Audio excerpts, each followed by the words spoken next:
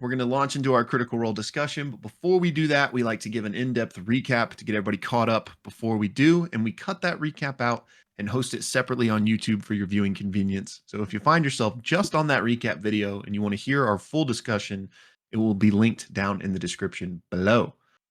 But my friend, would you like to kick us off for the beginning of episode 87 here? I would. Episode 87, called something Kreviris. Arrival at Kreviris. Yes, and the 9-year to the day anniversary of Arrival at Craghammer. Fun random fact about this episode. So yes, I bet that was intentional. Yeah. So 9 years to the day, Arrival at Kreviris, kind of a cool detail. Dang. So yeah, the parties, they're heading towards Kreviris. They can see it on the horizon. And as we've seen before, one of these massive storms arrives, and it's so intense that they can't see more than 30 feet beyond them. They know they're getting closer to the city, so they cast Pass Without a Trace. However, Matt clues them in that Pass Without a Trace is really good at hiding you from people who use their eyes to see, and that there is something in the dirt underneath them that's approaching that has detected them. And the party feels like this is likely one of the Bane worms, the creatures mentioned in a previous episode that had hollowed out the tunnels that they had traveled in previously. The episode goes full on graboid and tremors. They find the nearest rock that they can climb on. And as they're all huddled up on this rock, they see very much kind of like an anglerfish-esque, this cute little creature kind of poke out of the dirt. And they kind of go this back and forth of like, is this like an anglerfish trap, or is this like a cute animal about to be eaten by the Bane worm? What they ultimately decide to do is they open up their bag of holding. They chop the Juggernaut's arms off, which is already dead, by the way. It wasn't like brutal torture. But they had killed the Juggernaut and had the body in the bag of holding. They chop off its arms and they throw the arms to see like, how does this creature respond? And it's very much like throwing bait in the water with piranhas. Matt describes a number of these creatures that sort of jump up and start to devour this arm that's been thrown. So the party's like, we probably can't make a run for it. So Imogen has the idea to essentially telekinesis the boulder that they are all resting on and essentially hurl it and roll it into the distance towards Kreviris to outrange the Bane worm. A number of rolls happen. They talk about how much everybody weighs. FCG thinks he weighs about a ton, which would be 2,000 pounds, and realizes, wait a second, that's not right. It's much, much less than that. But ultimately, they are successful in outranging the Bane worm and making it a bit farther. Once they pass by this situation, Chetney essentially asks the group, like, hey, do we really want to head straight into Kreviris, or should we go to like a nearby outpost? Because they can see Kreviris is sitting in between like this valley of these like this mountain range, and they can see not only like a number of like spires within Kreviris, they see along the mountainside these other outposts that seem to kind of be like a first watch for the city. And Chetney has the idea, like, maybe we should go to one of the outposts to do some recon before we head straight into the city. Before they do that, however, they decide to cast Sending to Ira Windigoth. And they get a very cryptic message from Ira, who's essentially like, hey, I'm glad you're here. I've been listening. I've been watching. If you want to know more, come find me. And there's some jokes around like, okay, but where is that? And, are you near a Starbucks and things like that? They also do Sending on, and I lost the name, but I think she was like their point of contact for the Volition, the resistance that they were told about from the village elder, like the farm village elder had told about this person, who they had contacted previously, but the person was very suspicious of them. They contact this person again, and they're like, hey, we have the body of the Willmaster. Is that enough to meet with you and meet with the Volition? Yeah. And the woman messages back and says, essentially to head to the Jagged Edge, which is within, I think it was the Clasp, which they think is probably Clutch. That's right. They think is likely maybe a neighborhood or something within the city of Kreviris. They also find out from Fern around this time that Fern has the ability to cast Disguise Self. And she basically says, hey, if we want me to look like one of these people, I can definitely do that if we want to do like some kind of ruse of some kind.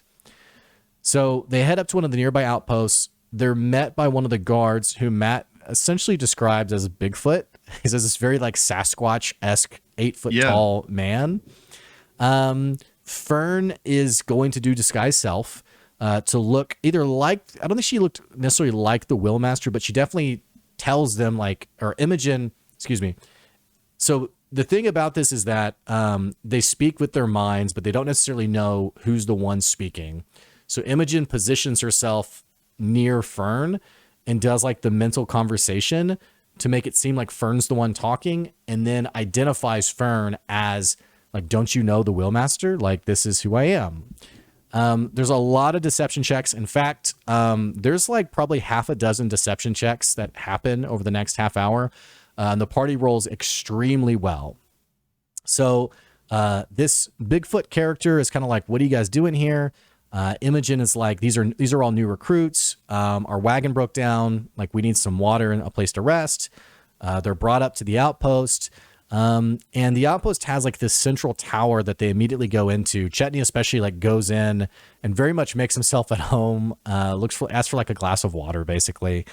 And meanwhile, Laudna and Ashton are climbing the tower, Laudna wanting to take Pate, who's invisible, and have Pate sort of survey the city of Kreviris. There's some various conversations that happen here. Chetney with this original guard sort of like steals away with him for a second and is like, hey, what's the name of this outpost again? If I don't know, the Willmaster is going to be really mad. And he identifies this outpost as Tyran A. There's another deception check, which he's successful in. Meanwhile, Laudna and Ashton, they encounter like a Ray Lauren and a couple other guards about halfway up. And then another couple of guards at the top, one of which is very keen to learn more about Exandria and asks about like the different like fruits and like sort of like delicacies that are on Exandria, as Ashton tries to learn more about this area as well. Looking over the city, they also realize that Kreviris looks fairly dilapidated. It looks like it's been weathered over a long period of time. And Laudna actually surmises that maybe most of the population is actually living underground, like underneath Kreviris, especially since they know about the tunnels that the Baneworms had dug through. From there, they do get a short rest. They eventually leave the outpost. They head down towards Kreviris. And despite Laudna's guess that many people are living underground, they do hear laughter. They see like a group of kids playing, and it does seem to be a living, breathing city. After that, though, we go to break, and my friend, do you want to take it from there? Yes, sir. Also, the storm really picked up where I am, so I hope it's not going to come through my mic, but apologies if it does. All right, so for the second half, we pick up with the crew kind of closing in on these main streets of the city, and they can hear children laughing. And so they eventually come upon two children basically like playing outside. One is a young Ray Lauren and the other one is a young Boromoto. So, excuse me, FCG goes up to him and asks, what are you doing? And they said they were watching the Ring Dongs. That's what I spelled, but now I'm questioning my spelling here. I don't remember if that was how it's pronounced. But they're like these little mole, like rat creatures that they were just kind of watching and playing. And we find out their names are Aisha and Kalito, which is Aisha is the Ray Lauren, Kalito is the Boromoto, and that they live here in the clutch. See, Aisha. Sorry. The old school classic. Oh gosh. I did hear that. Huge actually. lightning and thunder. Yeah. Our viewers would be like, these guys are really weird about storms. We're not normally yeah, like it's this. not just like a normal rain, y'all. It's intense. It is. Please believe us. Excuse me. So, Aisha and Kalito are living here in the Clutch, which is seemingly a poor district of the city. And Fern asks, like, have you or your families ever been underground? And they say, no, we're not important enough to go down below. So here is the Clutch where they live. Above is known as the Banners, and below is known as the Volpera. And the kids warn the crew not to go to the crumbles, which is like this area where there are cracks in the ground and it's very dangerous. So Chetney then gives these kids a rocking horse that he carved that they aptly name Borse. So horse with just a B instead of an H. Did you just take it's a dis- the H and add B to it? It's like, yeah. Very clever, right? More on that in a bit.